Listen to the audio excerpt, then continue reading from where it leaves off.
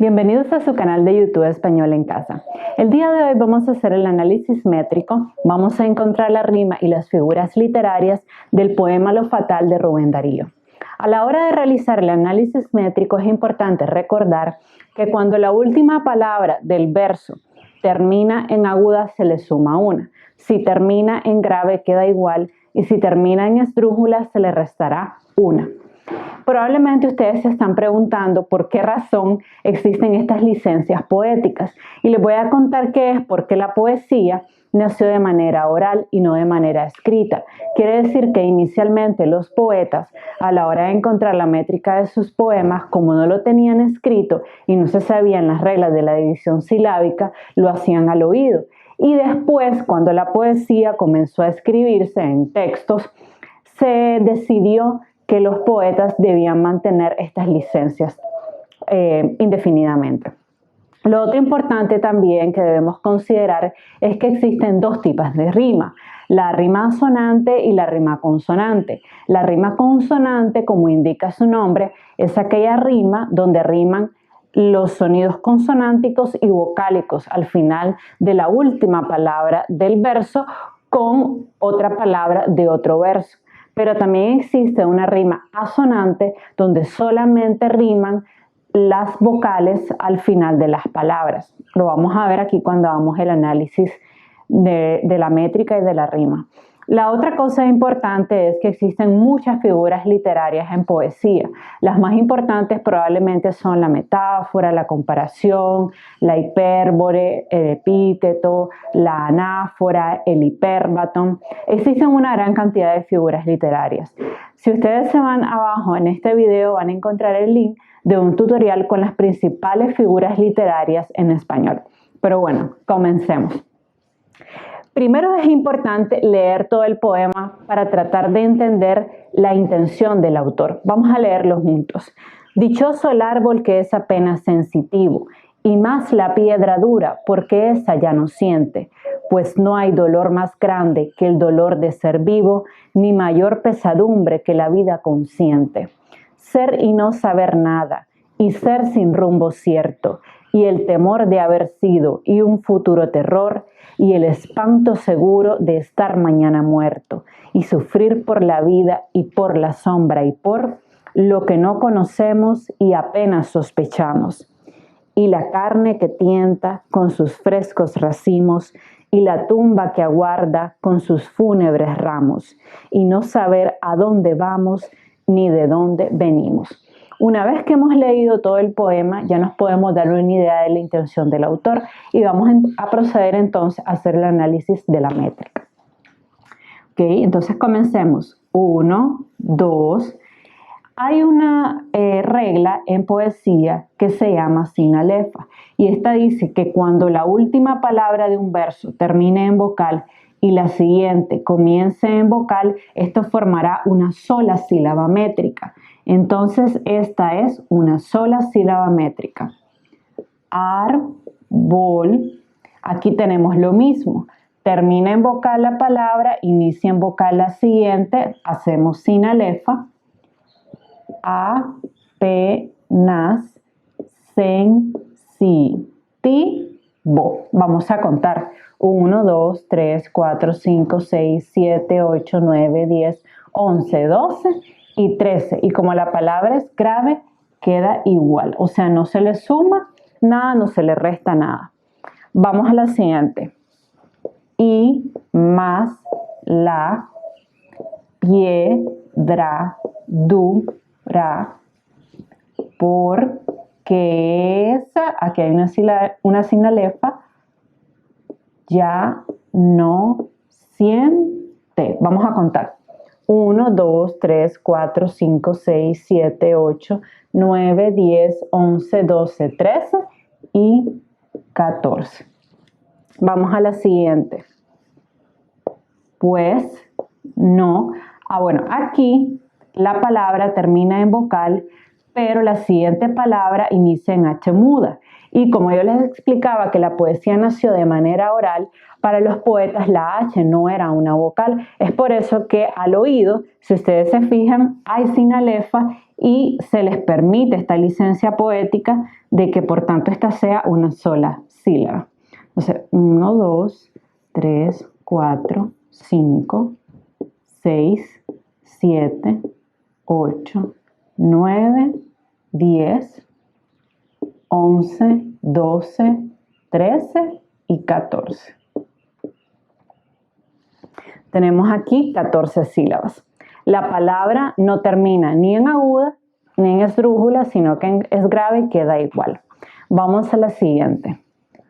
1, 2, 3, 4, 5, 6, 7, 8, 9, 10, 11, 12, 13 y 14. Es grave y queda igual. Ok, ya hemos realizado el análisis métrico de la primera estrofa. Veamos qué rima hay. Si ustedes se fijan, la palabra sensitivo rima con vivo. Quiere decir entonces que esta rima, que es la primera que yo encontré, es rima A. Ustedes se estarán preguntando por qué lo pongo en mayúscula.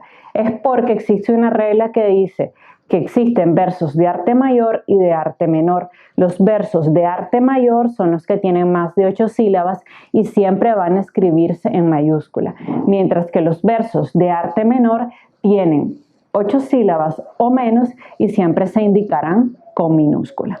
Ok, veamos la palabra siente. Es obvio que rima con consciente, por tanto esta rima es B mayúscula.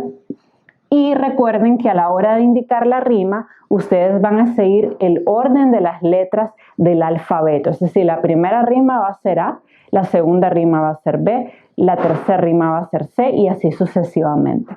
Vamos a ir entonces a la siguiente estrofa. Ser, y, no, sa, ver, na. Aquí hay una sinalefa. ¿Por qué? Porque la I suena al oído, recuerden, como una I latina. Entonces se forma sinalefa. Ser, sin, rum, bo, cierto. Vamos a contar. 1, 2, 3, 4, 5, 6, 7, 8, 9, 10, 11, 12 y 13. Si se fijan, termina en grave, entonces ni se le suma ni se le resta. Vamos a la siguiente. Aquí también se forma una sinalefa y el temor. Aquí hay otra sinalefa de a, ver, si, do. Y aquí fíjense que esta sinalefa es todo esto. O sea, la sinalefa es con do, con i y con porque termina en vocal, sigue con un sonido vocálico y la siguiente inicia en vocal. Futuro, terror. Entonces vamos a contar. Tenemos 1, 2, 3, 4, 5, 6, 7, 8, 9, 10, 11 y 12 sílabas métricas. Pero si ustedes se fijan, la palabra terror es una palabra aguda. Por tanto, aquí se le va a sumar una a la división silábica y nos van a quedar 13 sílabas en total. Continuemos. Y él es panto, seguro, de esta. Vean aquí sinalefa. Tar, mañana, muerto. Entonces vamos a contar las sílabas métricas. Tenemos 1, 2, 3, 4, 5, 6, 7, 8, 9, 10, 11, 12, 13 y 14. Y nos queda igual. Vamos a la siguiente.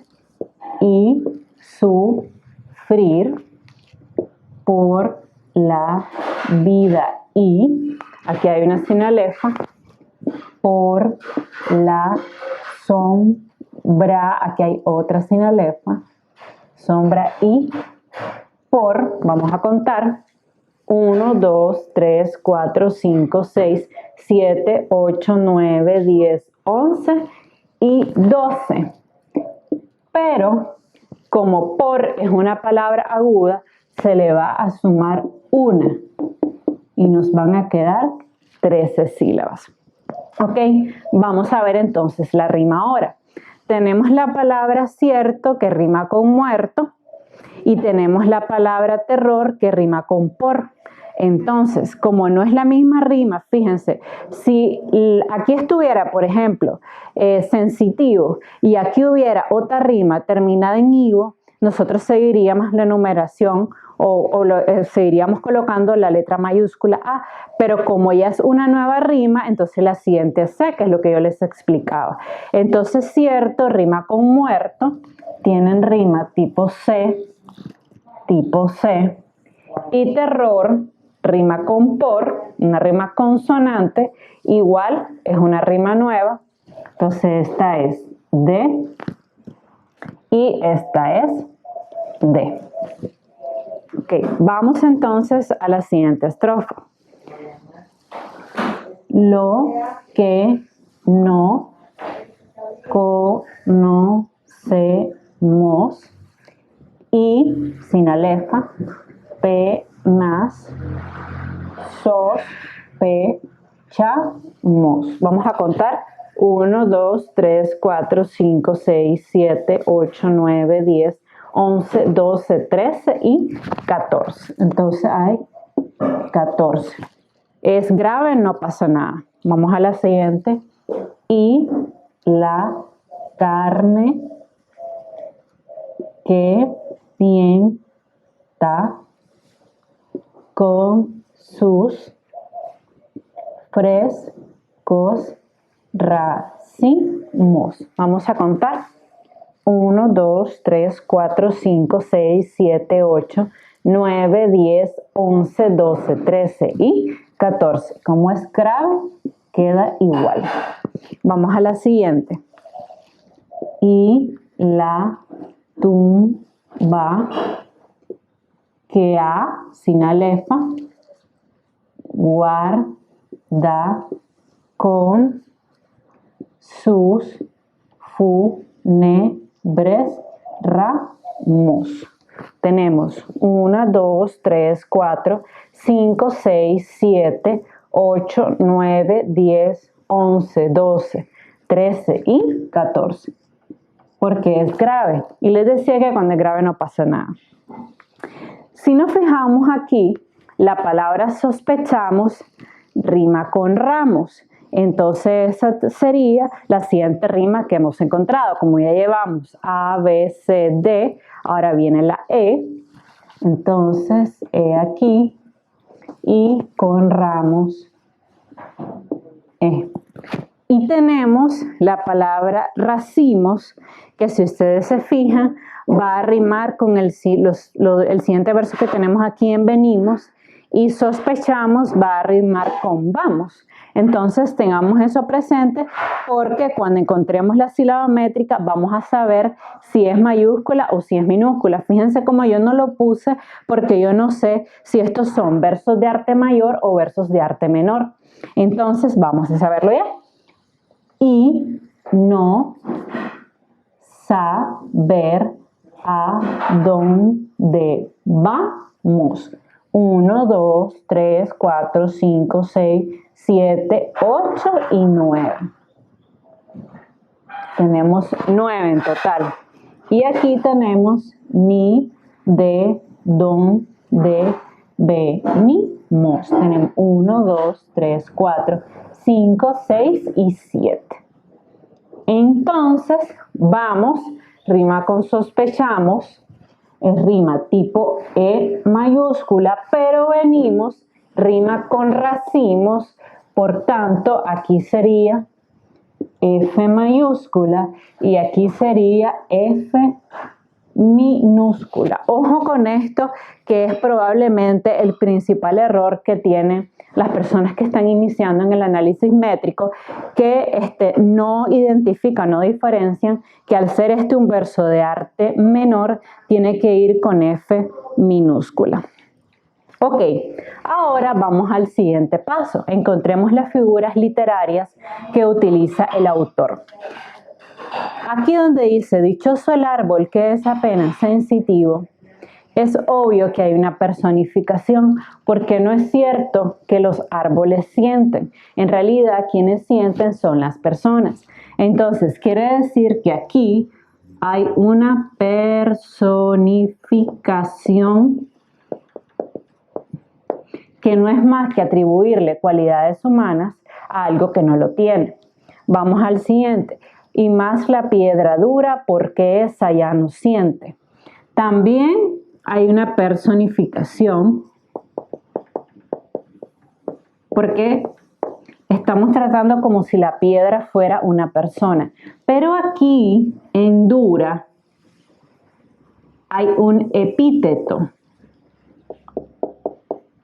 El epíteto es cuando nosotros mencionamos un adjetivo que es obvio. Es obvio que una piedra puede ser dura, las piedras no son blandas, pero aquí el autor, para hacer énfasis en una característica de la piedra, lo escribe. Entonces, cuando eso ocurra, por ejemplo, cuando ustedes leen fuego abrasador, obvio, si el fuego está, es abrasador, pero el autor lo repite para darle énfasis. Entonces, ahí hay un epíteto.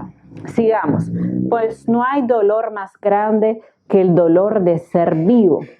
Aquí hay dos figuras literarias. La primera es la hipérbole. Hay una exageración por parte del autor. ¿Por qué? Porque no es cierto que no hay dolor más grande que el dolor de ser vivo. Él está exagerando. Hay dolores más fuertes, por ejemplo, un cólico nefrítico, un infarto. O sea, hay dolores más grandes. Pero como él quiere hacer énfasis en esta idea de que la vida es de dolor o de sufrimiento, entonces lo que hace él es exagerarlo. Pero además hay una reduplicación, porque la palabra dolor está repetida 2 veces. Entonces aquí también, no voy a indicar aquí, hay una reduplicación, que es cuando repetimos la misma palabra en el mismo verso. Sigamos. Ni mayor pesadumbre que la vida consciente. En este caso también tenemos un epíteto, porque claro, obvio, que la vida es consciente. Hay un epíteto. Bueno, a no ser una persona que esté como un vegetal y no tiene conciencia, pero en sentido general, pues las vidas son conscientes. Y también hay una hipérbole aquí, porque dice, no hay dolor más grande que el dolor de ser vivo, ni mayor pesadumbre que la vida consciente. Está exagerando. Yo diría que hay pesadumbres más dolorosas que la vida consciente. Por ejemplo, perder a un ser querido, perder a tu mamá, a tu papá. Entonces, él está aquí exagerando. Ok, vamos al siguiente verso. Ser y no saber nada, y ser sin rumbo cierto. Aquí tenemos una reduplicación de la palabra ser. Pero además tenemos una repetición de la conjunción y, que es aquí ser y no saber nada y ser sin rumbo cierto. Esta repetición de conjunciones que no son necesarias, porque yo pude haber dicho ser y no saber nada, coma, ser sin rumbo cierto, se le conoce como polisíndeto. Entonces, esto aquí es una reduplicación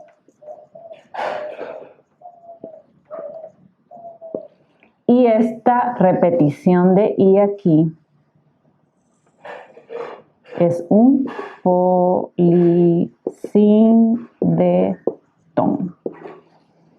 Ahora, cuando nos vamos al siguiente verso, nosotros tenemos la repetición de la letra I al comienzo de estos 3 versos. Esta figura literaria se conoce como anáfora. La anáfora es eso mismo, la repetición de la primera palabra de varios versos. Entonces, vamos a leer si hay otra figura.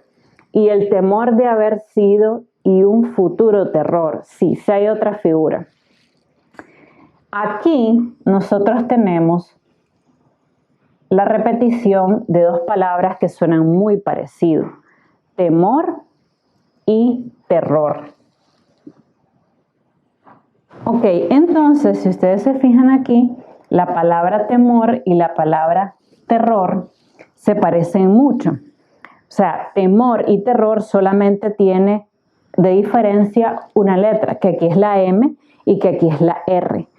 Esa figura literaria se conoce como paranomasia. Paranomasia, que es cuando yo utilizo palabras que suenan muy similares al oído, temor y terror, y eso es una figura literaria.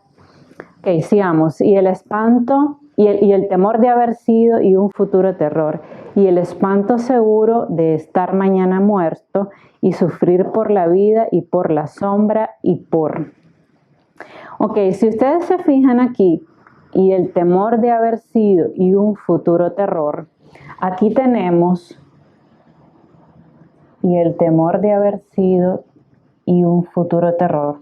Aquí tenemos la repetición de una conjunción de manera innecesaria y el temor de haber sido y un futuro terror. Esa repetición de conjunciones se conoce como polisíndeton. Polisíndeton. ¿Por qué razón? Porque estamos repitiendo de manera innecesaria muchas veces la letra I. Además, también, según algunos libros, se puede decir que esto es una aliteración porque tenemos la misma repetición de sonidos. Entonces, también hay una aliteración en esta repetición de sonidos a través de la conjunción I. Y luego tenemos y sufrir por la vida y por la sombra y por. Aquí de nuevo tenemos una I y otra I que también constituye otro polisíndeton.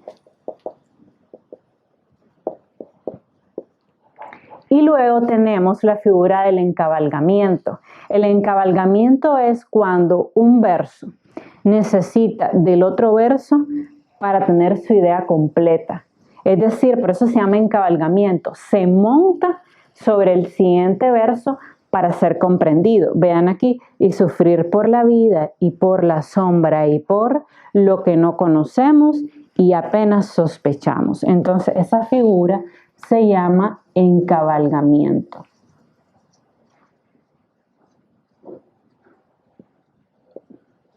Ok, continuemos. Y la carne que tienta con sus frescos racimos. Aquí la palabra carne está representando a la vida. Y si se fijan, tumba está representando a la muerte. Aquí. Entonces, la carne está representando la vida y la tumba está representando la muerte. Aquí hay dos figuras literarias. La primera es un eufemismo, porque en vez de decir el autor la palabra vida para darle mayor belleza al poema, él utiliza una palabra que nos da idea de la vida, que es y la carne, pero no dice y la vida. Entonces, cuando nosotros hacemos esa sustitución de la verdadera palabra por otra que se le parece, un poco para suavizar la idea o para dar mayor belleza, eso se conoce como eufemismo. Y también, si se fijan, existe un eufemismo en la muerte. Aquí, en vez de decir muerte, él dice tumba, para darle mayor belleza. Y también aquí tenemos una antítesis, porque él contrapone la vida versus la muerte.